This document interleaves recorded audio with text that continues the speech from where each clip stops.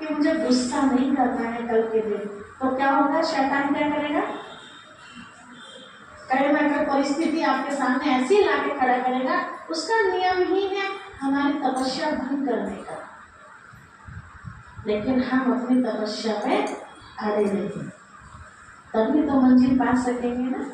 ये तपस्या के ऊपर ये कहानी याद आती है। बताते हैं कि एक भक्त था, वो किसी को देख रहा था कि रोज मंदिर में जाता है, क्या करने मंदिर में जाता है, तो पूछा। तो उस भक्त ने बताया, भाई मंदिर में रोज जाने से ना बड़ी आत्मा को शांति मिलती है। कल मेरे साथ जो भी हुआ ना, घर में अड़ोसी पड़ोसी या बिजनेस में जो भी ऊपर नीचे हुआ, मैं मंदिर में जाता हूँ ना तो मुझे ऐसा लगता है जैसे मेरे माथे पे किसी ने हाथ फेर के कहा, चिंता मत करो, मैं बैठा हूँ ना। बड़ी राहत मिलती है मंदिर में जाने से। उसको अच्छा लगा, उसने भी ये काम चालू कर दिया और संकल्प लिया कि तो केवल मंदिर में राहत के लिए आता है, लेकिन मुझे तो भगवान को पाना है। संकल्प ले लिया। और आपने देखा हम कुछ दिन निर्धारित कर लेते हैं लोग बात, तो उसने 40 दिन अपने माइंड में सेट किया कि 40 दिन मुझे ये तपस्या करनी है और भगवान को पाना है। एक तो अड़ोसी पड़ोसी को पता भी चल जाता है इसने कोई संकल्प लिया है, तो एक किसी को पता चला। तो आपने देखा होगा जब हमारी तरक्की होने लगती है ना, कुछ अच्छा काम करने लगता है, उसे पता ये कुछ पा लेगा।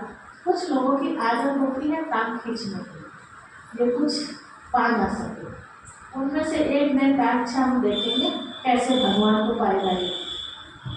तो बेचारा रोज वहाँ दीपक जला के आए पेड़ के नीचे, और वो जाए उसे बुझा दे। अपने आप बुझ जाए तो ठीक है, कोई बात नहीं, लेकिन अगर कोई बुझाए तो उसे अशुभ माना जाता है। वो बेचारा दीपक जलाने जाए और वो पीछे से जाके उसे बुझा दे। 35-36 दिन हो गए, चलता रहा। अब जैसे दिन नजदीक आते हैं, आपने सुना होगा जो लोग सिद्धियां प्राप्त करते हैं ना, जो नजदीक होते हैं तो बहुत भयंकर परिस्थितियां आती है। अब उसके सामने भी ऐसी परिस्थितियां आने लगी। एक दिन इतनी बारिश पड़ी, भयंकर इतनी बारिश पड़ी, लास्ट दिन था बेचारे का, वो जा न सका। उसके मन में आया कि वहाँ भी जब यहाँ इतना पानी है तो वहाँ भी इतना पानी होगा, तो मेरा दीपक जलाने का कोई लाभ नहीं होगा। दीपक जलाने वाला तो पहुंचा नहीं, बुझाने वाला पहुंच गया। और वहाँ भगवान जी ऐसा कहानी बताते हैं, क्योंकि भगवान भी हमारी मन की बात सुनता है ना।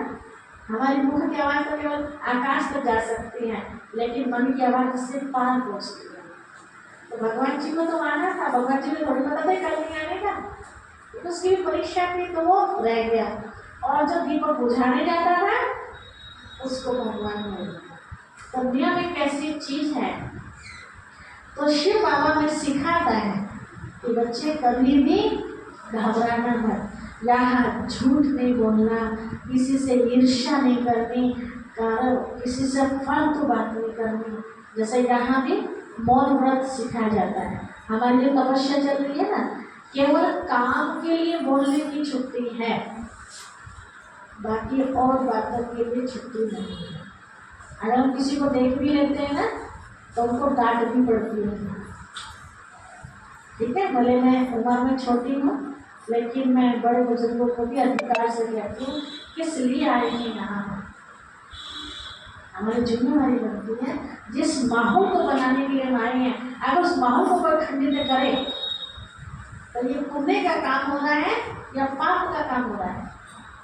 तो भाई एक तरफ से तो आप सफाई कर रहे हैं और दूसरा तो गंदगी फैला रहे हैं, तब कब तक बर्दाश्त करोगे?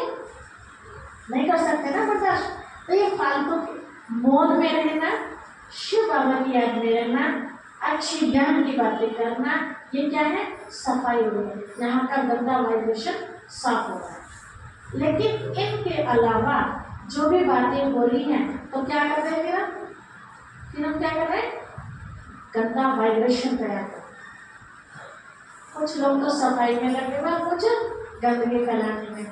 तो पुण्य वालों को तो पुण्य बन रहा है, लेकिन जो गंदगी फैला रही है तो उनके क्या सजा हो सकती है हम अंदाजा नहीं बता सकते।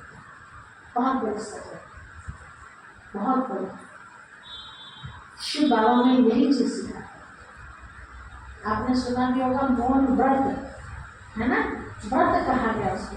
तो व्रत लेने में प्रतिज्ञा करते हैं तो उसमें हमें फायदे होते हैं, बहुत बेहद फायदे होते हैं। कभी आप टाइम निकालो तो मैं आपको मौन के फायदे बताएं, जो मैं प्रैक्टिकल में अनुभव किया। थ्योरी नहीं सुना रही मैं आपको, प्रैक्टिकल अनुभव हमारा मौन का।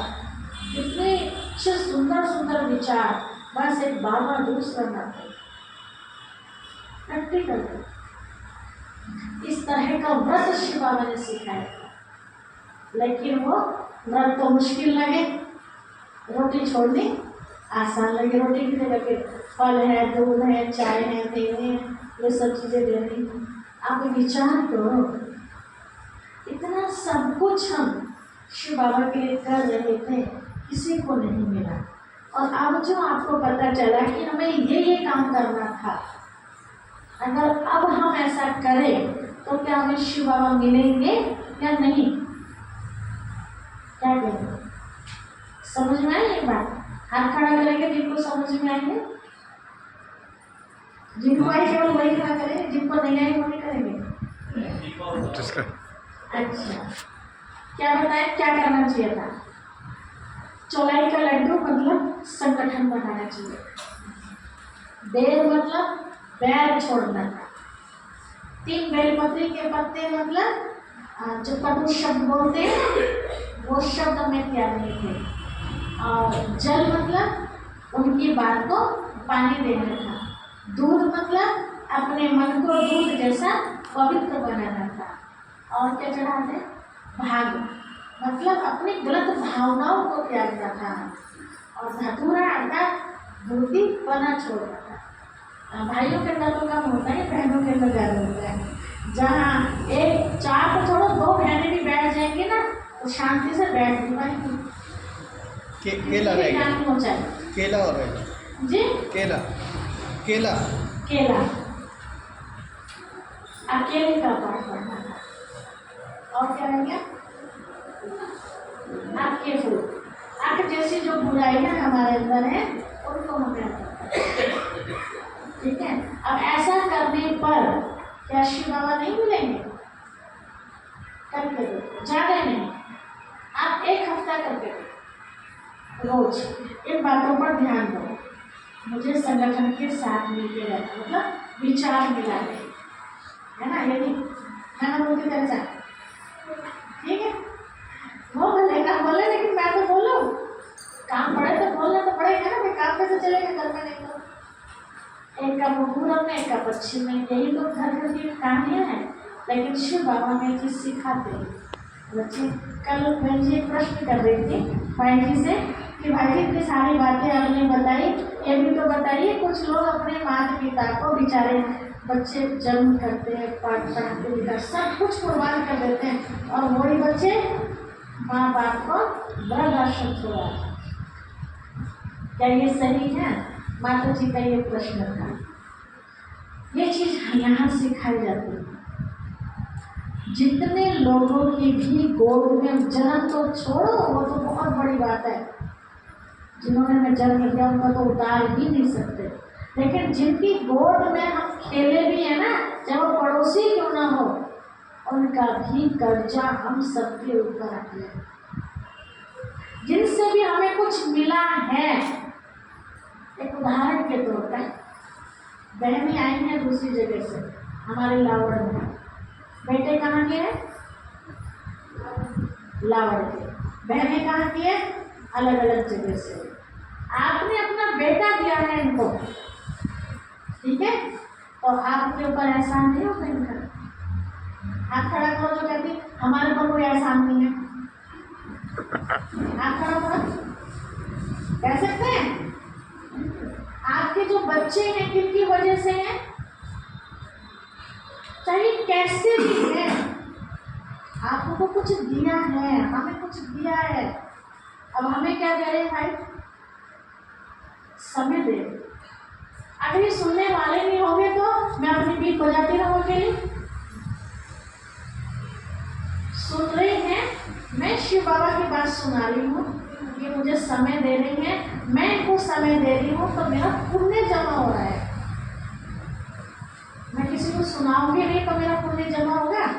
मेरे पुण्य के भागीदार मेरे भाई हैं, मेरी आप सब बहन हैं, तो आपका भी कर्जा मेरे ऊपर है।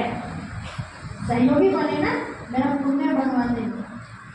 तो ऐसा कोई हम में से है कि जिसके ऊपर किसी का कोई कर्जा ही ना हो? है कोई नहीं।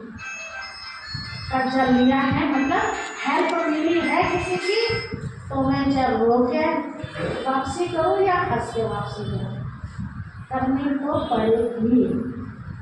दीदी ठीक है, आपने कहा इनके द्वारा आपका भाग्य बना, हाँ तो जी। इन्हें क्या फायदा हुआ ये और बताएं। इन्हें ये फायदा हुआ कि नई नई बातों की जानकारी मिल रही है।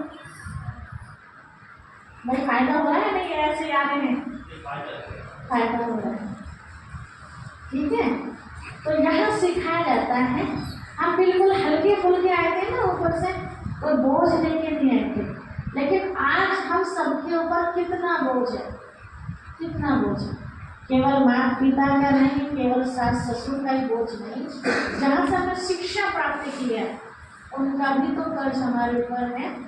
मैंने एक अक्षर भी पढ़ना सीखा तो उनका एहसान मेरे ऊपर नहीं है कि मैं कहूँगी देखिए मैं तो फीस दी थी, आप लाख पैसे लेके बैठ जाओ, कोई शिक्षा देते आपको?